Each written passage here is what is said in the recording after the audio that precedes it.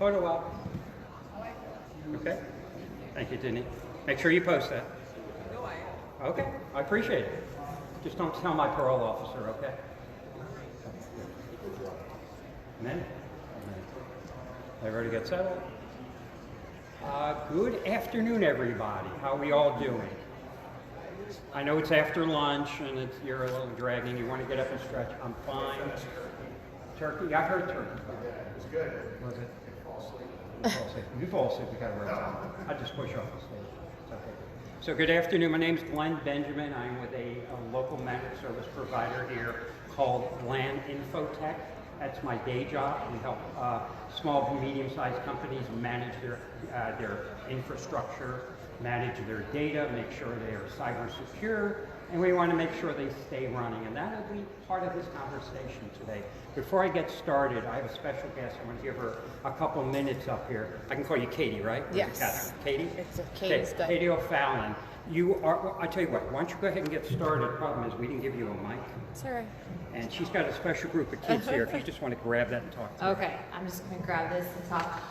Good afternoon. My name is Katie O'Fallon. I'm the magnet coordinator over at New River Middle School. We're a Broward County public school, and we're a marine science magnet and an ICANN magnet. ICANN stands for Integrated Career and Academic Networks. And our students are here today. Have been invited to come and just kind of see what's out there. Our goal in middle school is really to expose them to all the pathways and opportunities that they have available to them. I have students from different classes, including our entrepreneurship class. We have engineering class. We have a robotics class. We have an underwater robotics class, ROVs.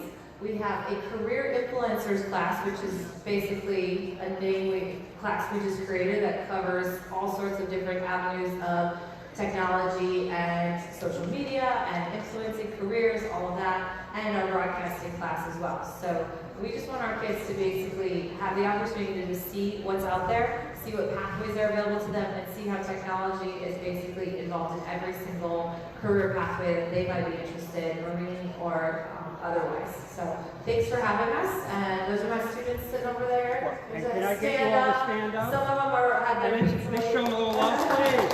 There's a couple more coming and their people is running late. So thank You told me the curly-haired young man he's in the 8th grade, he's right? in the 8th grade. Max, you want to stand up a Max, sec? stand back up, please.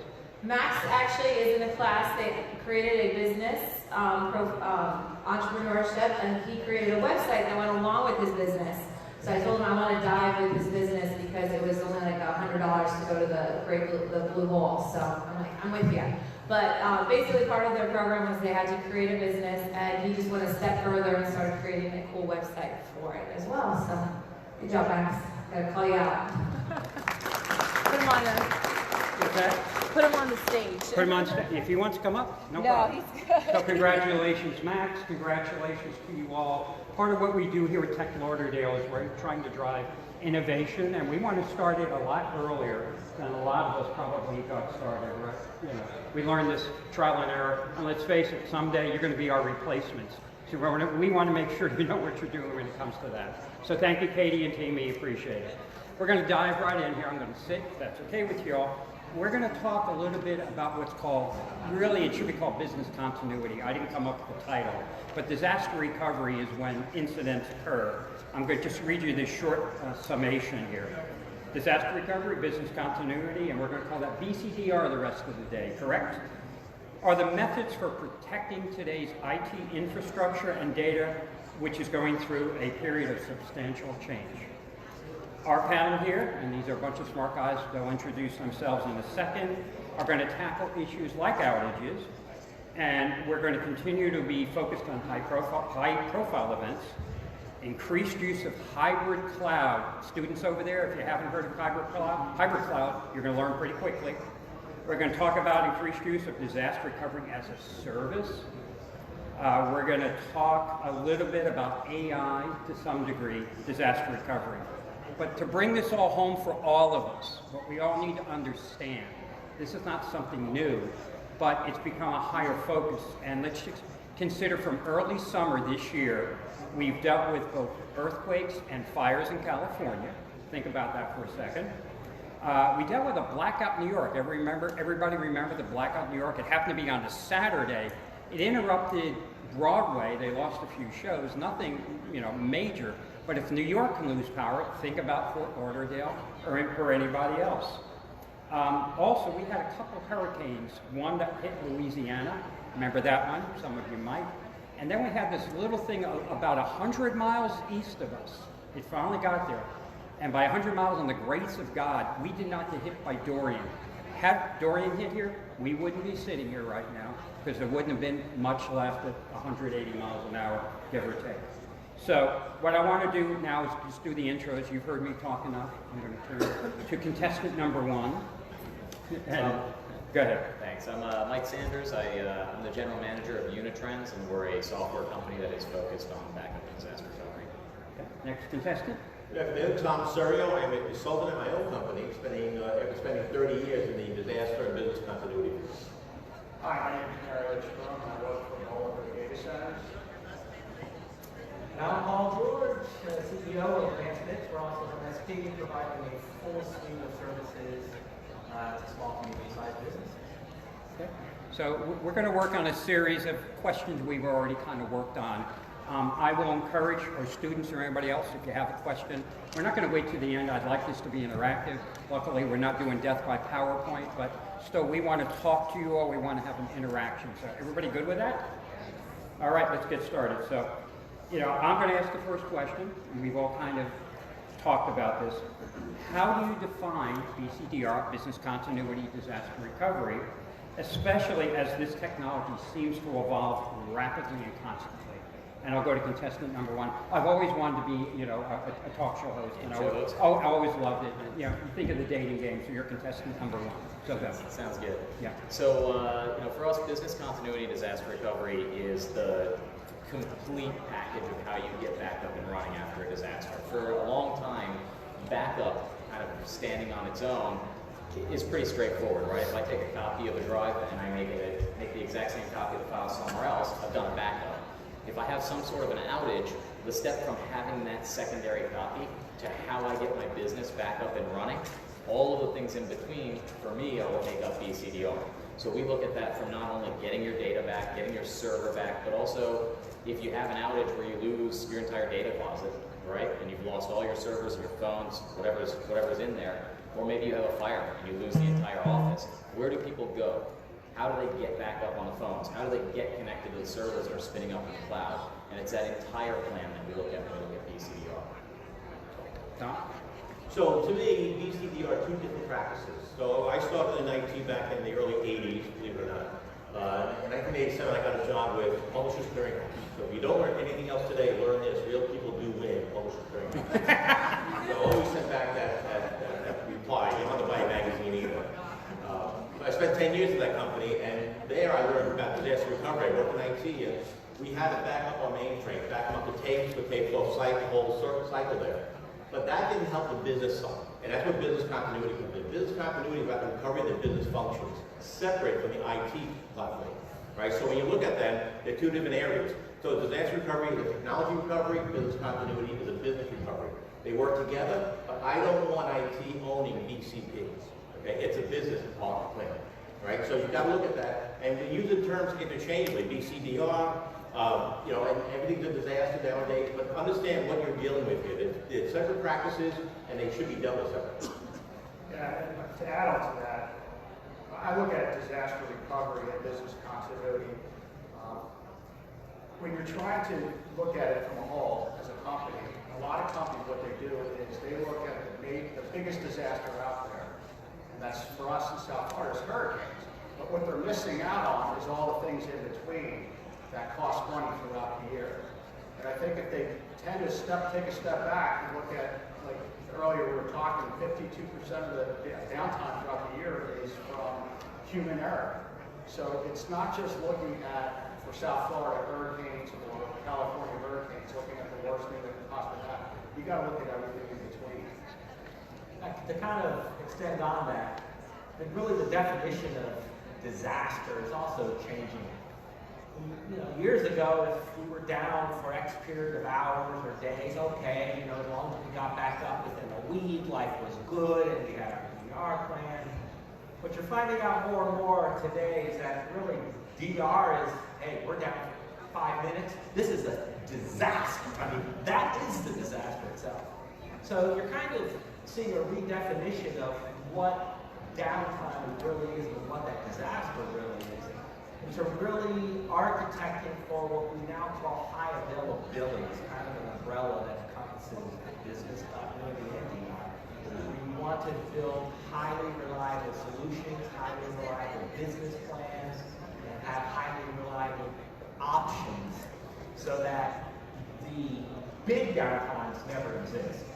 And now you're starting to mitigate more and more these short downtimes because as business has progressed and as business is not dependent on technology, nothing happens without it.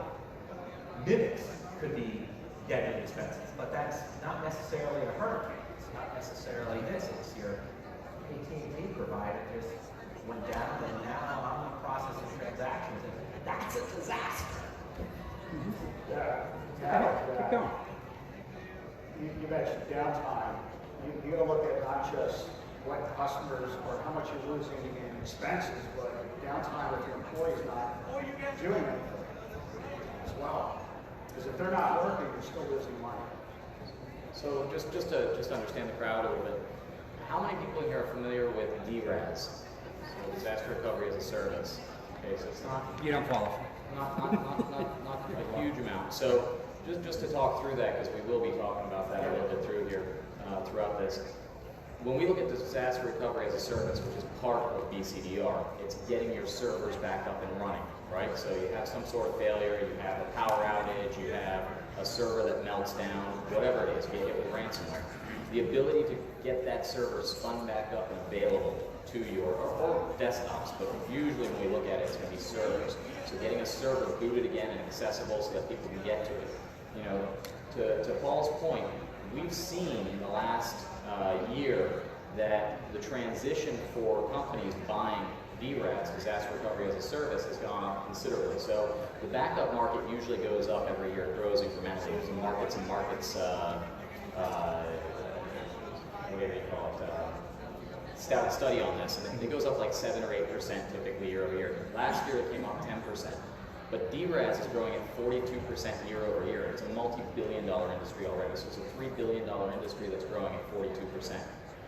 That happens when stuff that exists in the enterprise, which is where most of this type of tech starts to become important to the SMB and starts to make its way into SMB. So specifically what Paul's saying, 10 years ago, if a dentist's office lost their internet or lost their network, they'd be bored at lunch. Not a big deal, right? Now, today, if you have that exact same thing happen, they don't know who's coming in. They don't know which clients they have. If they lose their internal network, they could lose their ability to do x-rays with a digital x-ray machine, and that's going to cost them the ability to do procedures, and it's going to cost them real money. And so we're seeing that trend right now.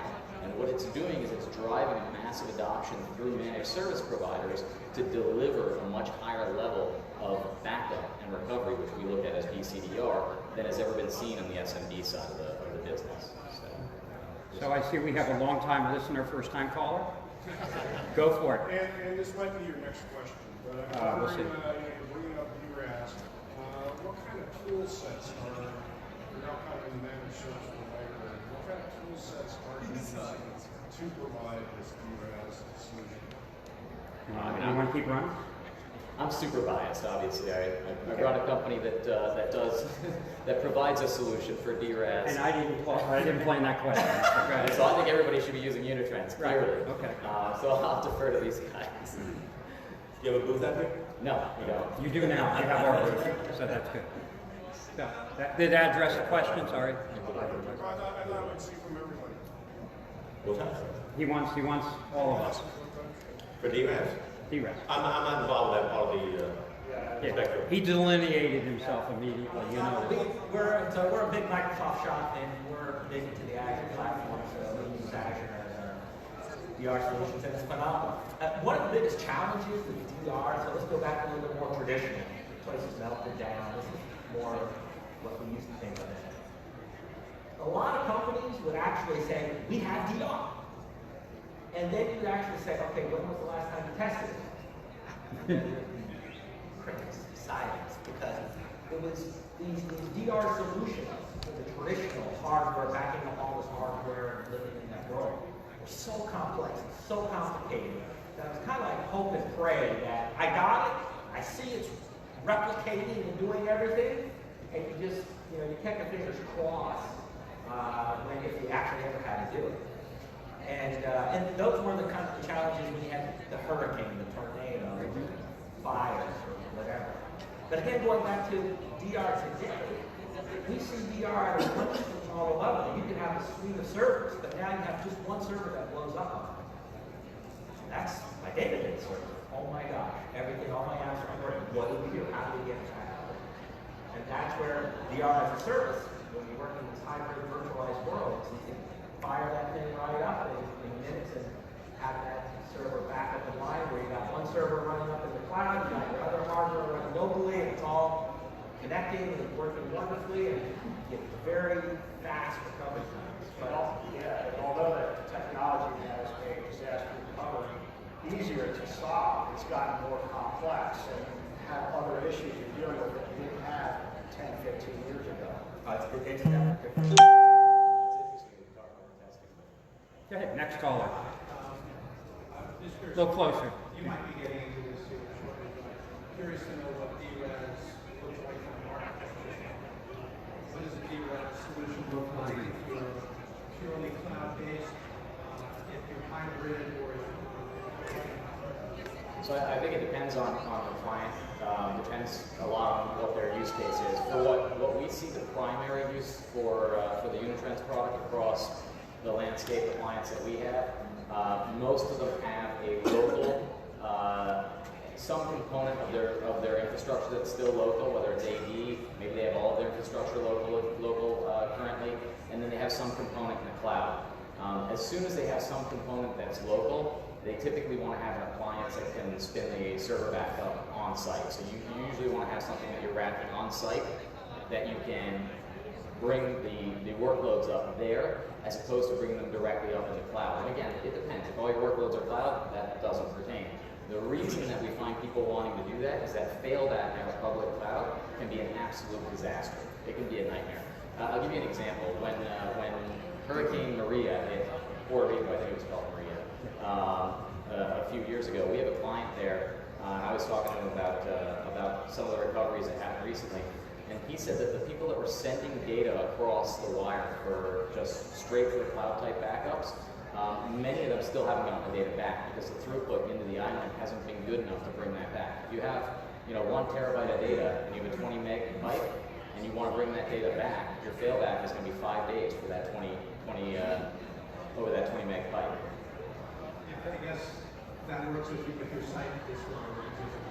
Correct. We do both. It's a great point. So we have a lot of people that do the local. We obviously offer DRAS in the cloud as well. So we have our own cloud service, and our boxes replicate into the cloud, and you can spin up there as well. But I think when we look at, so people think about the smoking hole in the ground is the most common thing for DR. But if you look at the most common reasons that people lose data, 53% of outages.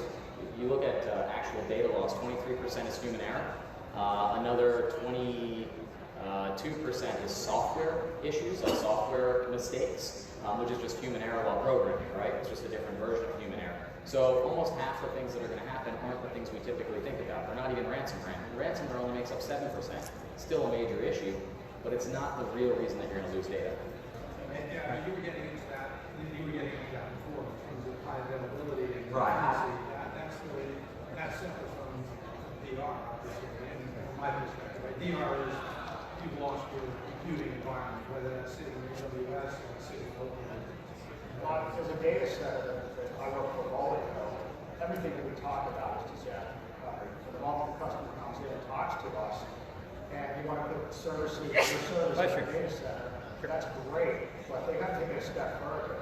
They got to get either cloud or dedicated servers to back that up, that machine that has.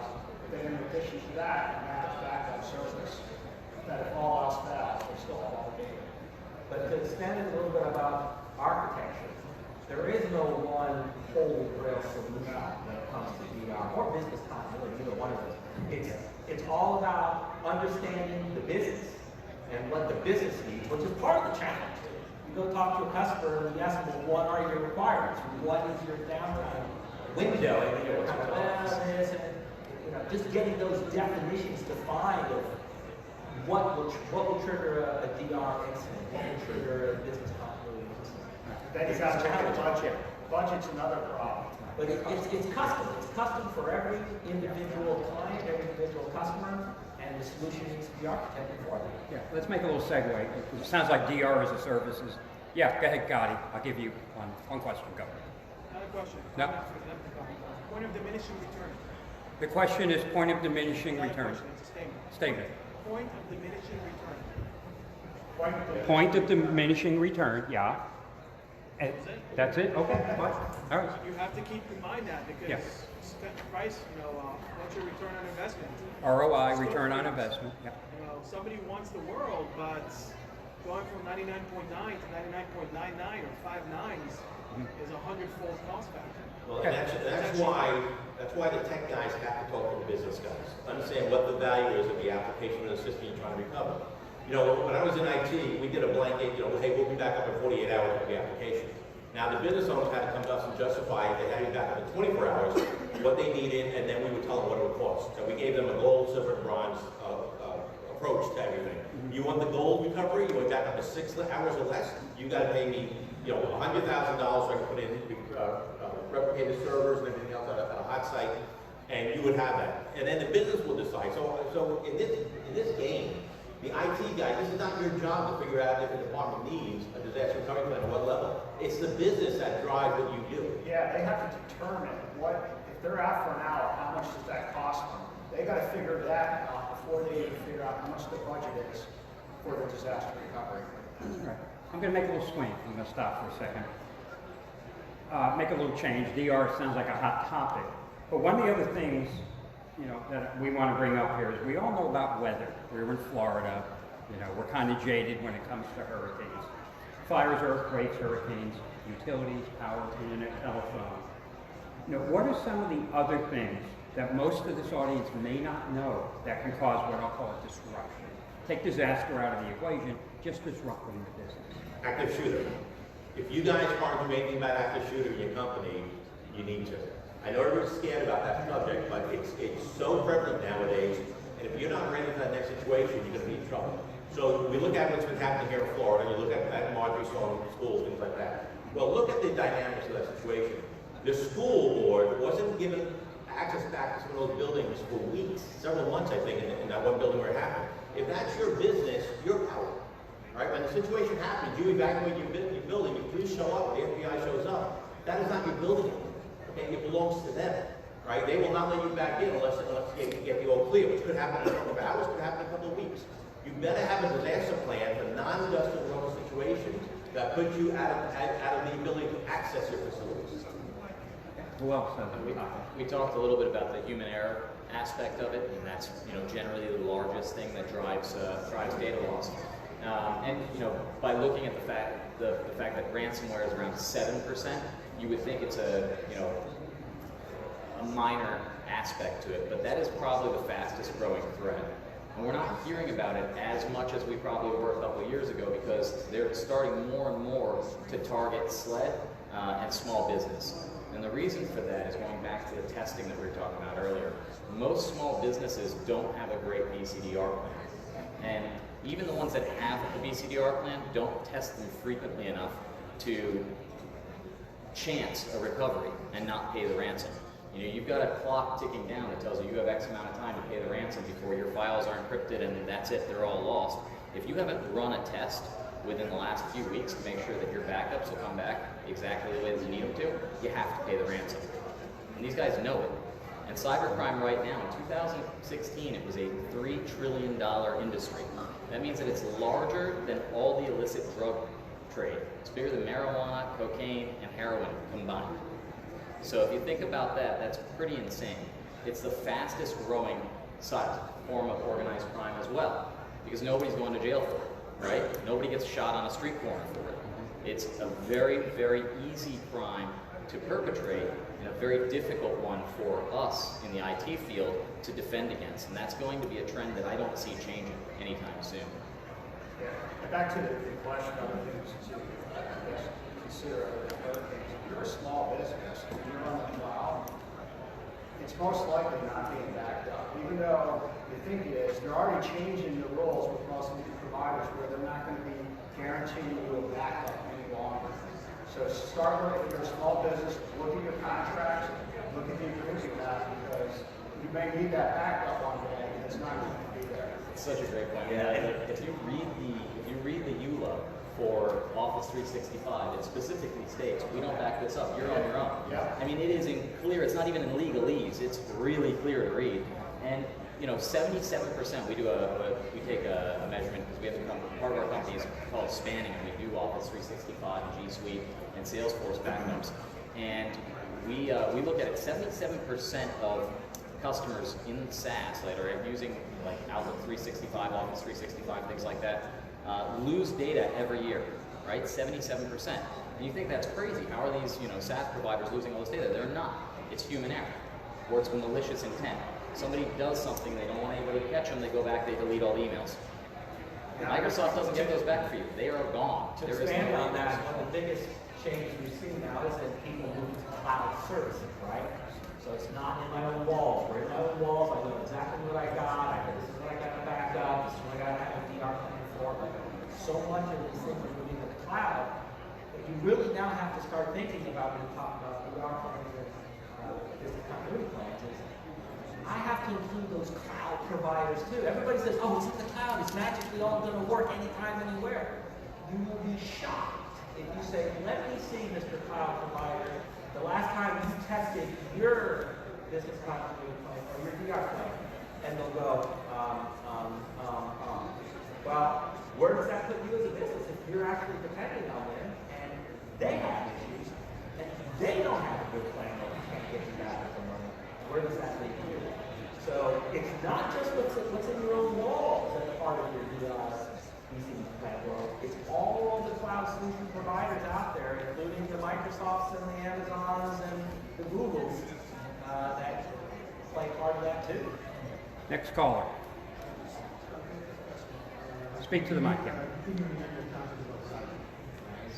Can't hear you. Can you hear me now? Yeah. Okay.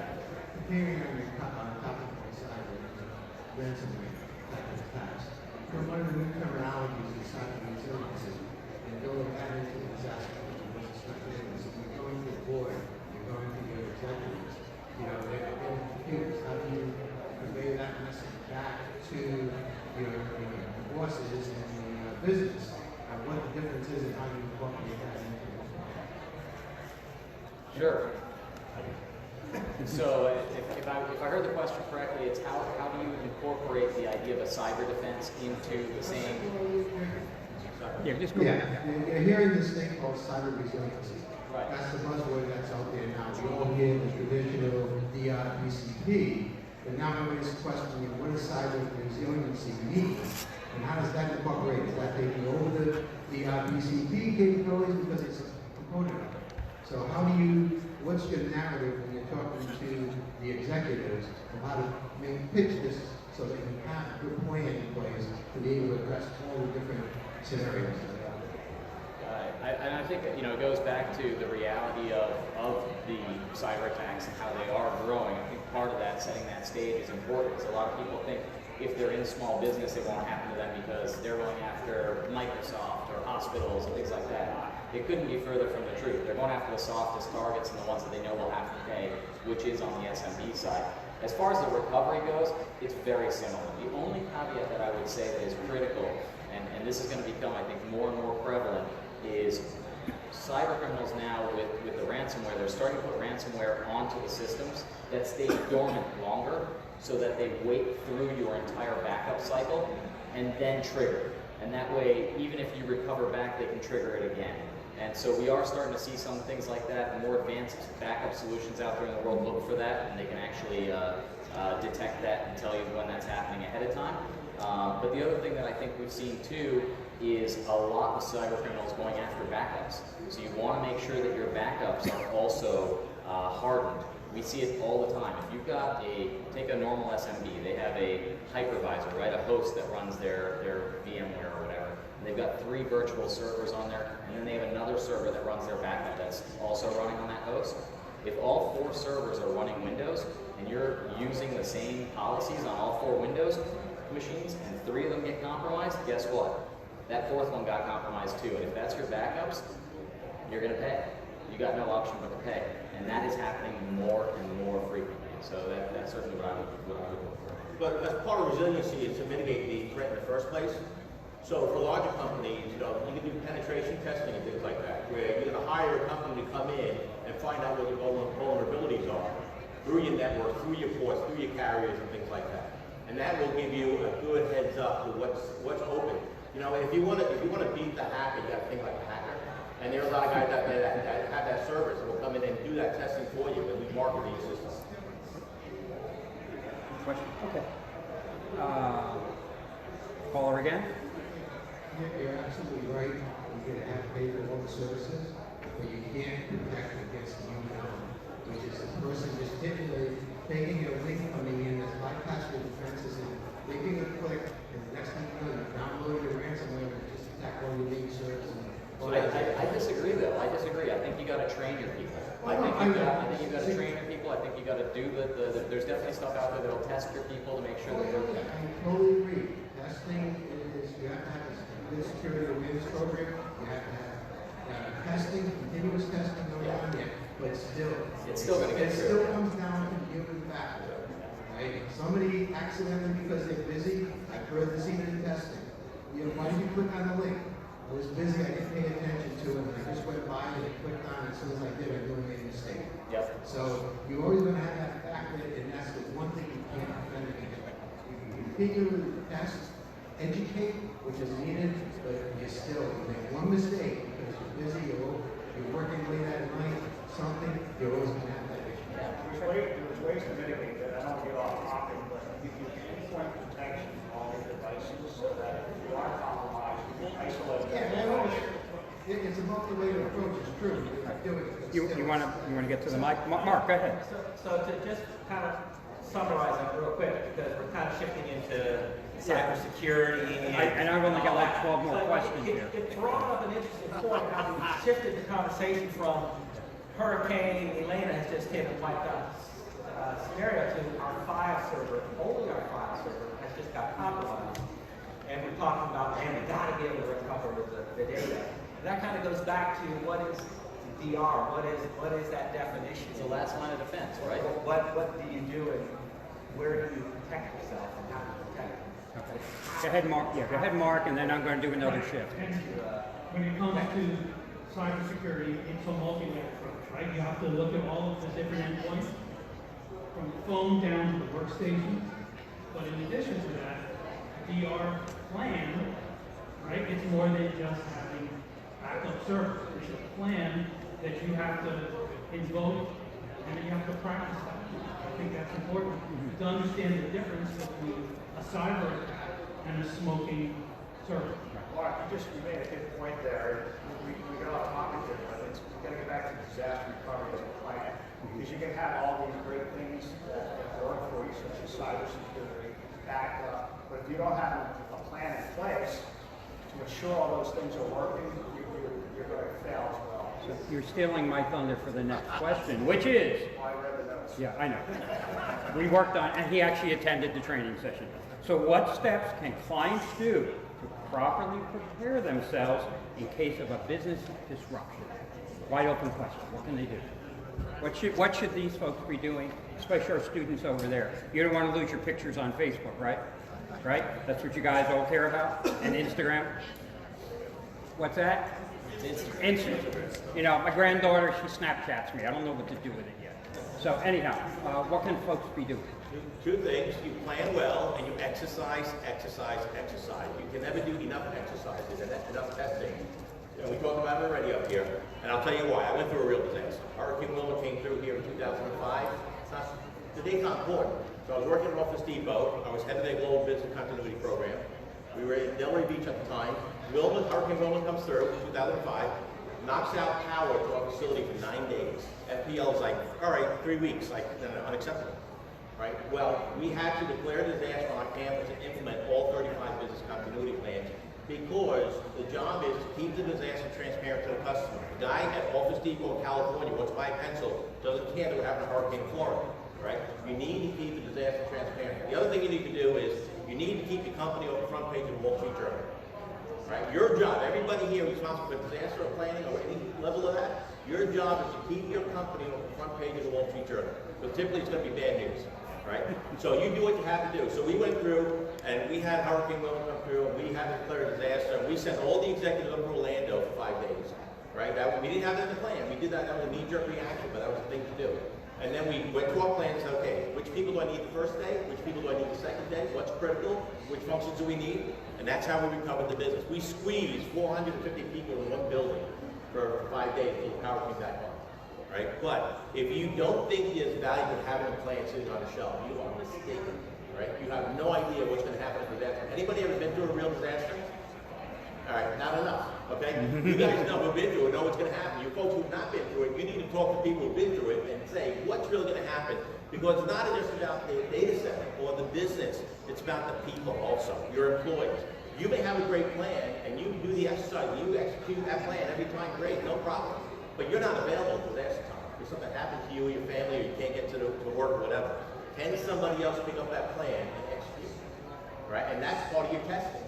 Give the plan, okay, Joe, you're dead. Okay, you come on, Susan, you come over here, take the plan and run the plan. And when they stumble over it, you want to find this out during the exercise, not during a real disaster. Right? You exercise to fail, not to succeed. You want your exercise to show your shortcomings so you don't have them during a disaster. Just to add to that, 93% of companies that don't have a disaster recovery plan go out of business within a year. The good news is that 96% of companies that do have a plan in place survive. In spite of themselves, in many cases, right? In spite of themselves, they recover. Paul? Yeah, no, it's really, you see a lot of people do steps 1 and 2 really good. They say, all right, this is our VR stuff, and I've written it all down, and it's on the shelf, and it's great. And then after that, everybody kind of goes, okay, I'm done. I did my part. It's the second half where we seem to have the challenges of following through, and that is the actual execution and implementation and doing the testing of that actual plan. When we say doing the plan, it's not, oh, I remember I do this or this. Pulling it off the shelf and reading it line by line and whole truth is what I have written down here actually going to work, actually valuable information. And it's those last 2 sections that all of us as a community definitely need to improve on to help businesses be successful at recovery. So here's another segue. How often should you test your BCDR plan, including automated or tabletop exercise? And who should be on those teams? We've already kind of covered it, but take it a step further. Well, yeah, so that's actually a tough question. There's easy answers out there. Test it once a year, right? Test it every 6 months. But I think you got to really scope it to what the business needs are, business requirements. And I think the other piece to this puzzle is while we have DR plans for total, the world coming to an end, we also have plans for what if we just lose this portion of the business, or what if we lose this smaller piece. This is highly critical. This is very important. I really can't operate without just a small piece.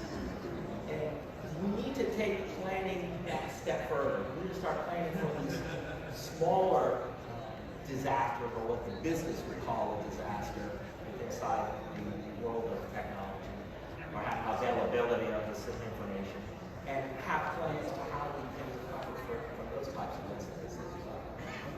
I take it a step further as well. I think that there's, depending on what technology you use, you can make this process easier. The reason people don't test often is because it's expensive, it takes a lot of labor, it's a big process. If you have a single server environment, like I mentioned earlier, with multiple VMs on it, where are you going to spin them up? Well, how do you test that? Where's your lab going to be? So we're seeing a lot of that transfer into the DR side, where people are not just using the public cloud or the private cloud for disaster recovery as a service for the actual disasters, but actually to do the testing as well on an ongoing basis. But you definitely want to look for technology that allows you to at least that part of it. That's not going to take care of your human component of it and the rest of it. But having technology that can actually do real world testing for you in an automated fashion is critical. So being able to spin a server up and get a screenshot of a login page is good. It's better than nothing. Being able to spin up multiple servers and have them interact with each other and actually do a SQL query or do whatever line of business activity you need to do and bring back and show you that your recovery time objectives and your recovery point objectives, which are two of the ways that we look at it. How fast can I get my data back, or can I get the service that I'm backing up back? And how recent is the data in that recovery? And so being able to test that in an automated fashion and get those reports back and actually have an SLA and say, yeah, we're meeting this SLA and we're within our RTO and RPOs for these things, I think that takes a lot of load off of organizations from a testing perspective, and it gets a lot of what you want to do in a testing scenario done. And I think the good news to all that is, back from our old hardware days where testing was absolutely important due to the virtualization technologies and a lot of the technology advancements, implementing good DR is now a very doable thing, and it's not the world coming to an end when it comes to a price. So the old days excuse was it's too big and complicated for me to deal with. Today, there is no excuse anymore. There's the technology, there's the tools, it's not as expensive, and by leveraging those tools and implementing good DR solutions is I say, a no-brainer. From the human side also, is when you have an outage in your data center, it's not just you having the outage, it's your user having the same outage, right? Because now they can't do their job. So what I like to do when I start going into business, I like to start with a tabletop exercise. I like to get the business owners, the functional owners together. So, okay, we just had a disaster, your data's not available, the building burned down last night, and here we are in a conference room in a hotel. What's critical to you? It's kind of like doing BIA. But when you start getting people to dump their brain a little bit, and start getting to understand the business side of our technology, is pretty eye-opening. I like doing that, face-to-face for the shock and awe. When you tell them, okay, you don't have this, and IT said you're not going to be recovered for 2 days. Oh, no, I need that back now because we can't move cash unless we have this process available to us. All right, now that starts taking away now on your BIA, saying, yes, this application is critical, this one's not critical, but you have to get users involved, right? Because they're the ones who are the owners of that data for the most part, and they have to understand what's their role in recovery. You're going to somebody, you're going to another center, you're going to wait till the cloud gets back online and recovers you. What's their job during this whole function? Do they start work right away? Can they not work right away? Do they go back to paper and pencil doing things manually the old way? Kids, the old way, paper and pencil? So we've got to start looking at that. And so when you start looking at this and you start implementing a plan, a process across the board in the company, you've got to start doing tabletop exercise. You want to jump in? Gadi, you had a question, and then we're going to probably wrap. We got 5 minutes. Question or comment. Everything you guys have said is correct. Everything is great. We have the technology, we have the capability, the price has gone down and everything. But let's get real. When shit hits the fan and you have a plan and you set up that plan, you tested it the whole 9 yards, we're about to get hit with a Category 5 hurricane. Your people that you made those plans with, they're taking their family and they're going up north. And that's why the people factor is critical when you're doing your planning. You're right, because you may not be around. You're the guy, you have the keys for the kingdom in IT, but you're not around. Now what? Okay, I had that problem where I couldn't find the treasurer for my company during the disaster. We couldn't move money. So the executive, we were buying generators at Office Depot after the hurricane hit. So the executives ponied up $1 million to buy these 2 generators, building-sized generators, right? Because I forgot to write a plan for the treasurer and then, how to process money when they're not available. Yeah. And I mean, that couldn't have been a better setup for us. We do white glove DR as a service, so we actually will have the entire run book in our set of plans. All you have to do is declare with us that you're having an emergency, and we'll actually spin everything up for you in our cloud. So we become an extension of your team. Yeah, he brought up a good point there. We actually use Unitrends. We usually print out hundreds of terabytes. And as far as Office Depot and the generator, that also brought up a good plan. During Hurricane Irma, when we lost power for 63.5 hours, we were in generator, but we don't just count on the generator, because we lost the generator too. Yep.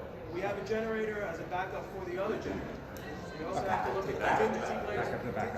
All right. It's not enough today. We're down to 3 minutes. Chad, you had a question quickly? Yeah, I got Closer. Easy question. question for the group. So for people that are in the audience, that may be a small business or maybe thinking about disaster recovery that don't have it, one of the things that I see is the complexity in the market. Everybody offers disaster recovery. Go to your copier dealer, they're selling DR, right? So how do you differentiate between who is the real deal DR guy and who's just an imposter or a third party reseller? I think part of that is the testing, right? If you can do an RPO and RTO SLA test for your client on an ongoing basis and show them that you could actually get them back to the stuff they care about, not a login screen, not that there's a checkbox next to the backup saying it was done, but actually bring their environment up in a way that they can test it and use it in a full failover type of scenario on an ongoing basis. I think that provides a lot of value, and it separates the people that are calling DR, calling backup DR, and not really providing something that is a true DR solution. That's a good baseline. I'm even going beyond that. I would say, for the MSPs that we service, the ability for them to go to their clients and say, we offer DR as a service and we offer BCDR as a service, whatever level they want to look at, for them to be able to have an automated way to send the business owner proof that the data that they've backed up will be recoverable within the time frame and at that recovery point objective and the recovery time objective that they agreed to and that they are SLA'd to on an ongoing basis is critical. If you can't show that, then you're just hoping when things go wrong that they're going to be there for you, that they can actually deliver on what they say they can deliver. And testing where you say, in a week we'll do a test up this time, that's not really the same. You want consistent testing that happens year round. That is like a drumbeat. Let me ask you a different way. I'm saying I'm a small business owner in Fort Lauderdale. Yep. I was scared as can be with the Dory that just missed us. I know I've been putting this off forever. I'm busy. I don't have the money. I don't have the time. I'm going to do my due diligence, and I'm going to invite 3 DR prospects in to meet with me. My question is, how do I, as the business owner, decide which 3 to bring in? And I know that's like, you don't have one word answer. Yeah, and we've only got like a minute, so I'm going to throw you off stage. A lot of that, if you're a small business, then if you don't have an in-house person taking care of your infrastructure, you've got to have someone outside, a consultant or an MSP taking care of that. You would want to normally coordinate with whoever that is and work with them to pick that DR solution, because they're going to be a part of that solution. You just don't wiggle your nose and DR turns on and everybody does what they need to do. You're going to need some internal assistance, whether it's your in-house person or your MSP, to help coordinate this item, help the user say, all right, you're connecting now here, this is what you're going to do, and they will work with you. Because they already went through this process, looking at all these different providers out there. If you put it all on yourself, it's going to be very difficult and frustrating. Definitely find that service provider to help you through this process. But Chad, you're ahead of the game, because you know you need it. A lot of businesses don't think they need it. You're ahead of the game. He's in the business, so we'll do that. We've run out of time, unfortunately. Obviously, a good topic, you all agree? This is positive, right? You guys can hang for a little bit? Is that good? Yeah. My students over there, what do you guys think? Huh? Did you understand any of this? Yeah, thumbs up. All right. Give these guys, show them a little love. Thank you guys. You're going to hang around a little bit. Feel free to come on up if you have any questions. Photo ops also are available. Thank you.